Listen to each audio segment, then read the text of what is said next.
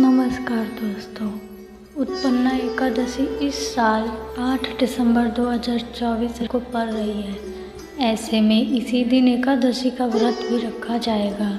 धार्मिक मान्यता के अनुसार एकादशी का व्रत सभी व्रतों में विशेष महत्व का होता है। माना जाता है कि इस व्रत के प्रभाव से वर्तमान के साथ पिछले जन्म के पाप भी मिट जाते हैं।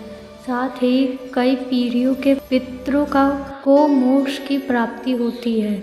जो लोग एकादशी का व्रत शुरू करना चाहते हैं वह मार्गशीर्ष माह के उत्पन्ना एकादशी से इसकी शुरुआत कर सकते हैं, क्योंकि शास्त्रों में इसे ही पहली एकादशी माना गया है। मान्यता के इसी दिन एकादशी देवी की उत्पत्ति हुई थी। उत्पन्ना एकादशी व्रत में पूजा के बाद कथा जरूर पढ़ें, कहते हैं तभी पूर्ण फल मिलता है। आइए जानते हैं उत्पन्ना एकादशी व्रत की कथा। सतयुग में एक नरिजट नाम का राक्षस था, जिसके पुत्रों का नाम था मुर। महापराक्रमी और बलवान दैत्य मुर ने इंद्र, वरुण, यम, अग्नि, वायु, नक्षत्र आदि सभी के स्थान पर अपना आधिपत्य स्थापित कर लिया था।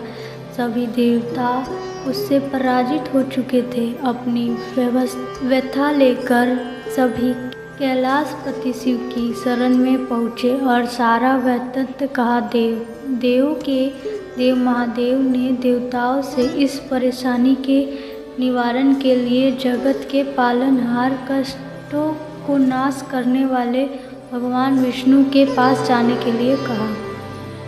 मायावी असुर ने स्वर्गलोक पर अपना अधिकार जमा लिया था। सभी देवतागण उससे बचने के लिए भागे भागे फिर रहे थे।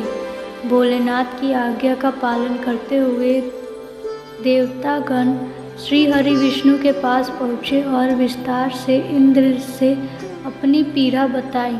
देवताओं को मुड़ बचाने का वचन देते हुए भगवान विष्णु रणभूमि में पहुंच गए। यहाँ मुर सेना सहित देवताओं से युद्ध कर रहा था। विष्णु जी को देखते ही उसने उन पर भी प्रहार किया। कहते हैं कि मुर श्री हरि के बीच ये युद्ध 10,000 सालों तक चला था।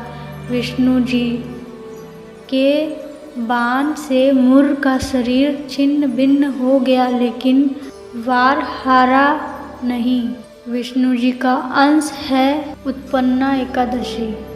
युद्ध करते हुए भगवान विष्णु थक गए और गुफा में जाकर आराम करने लगे।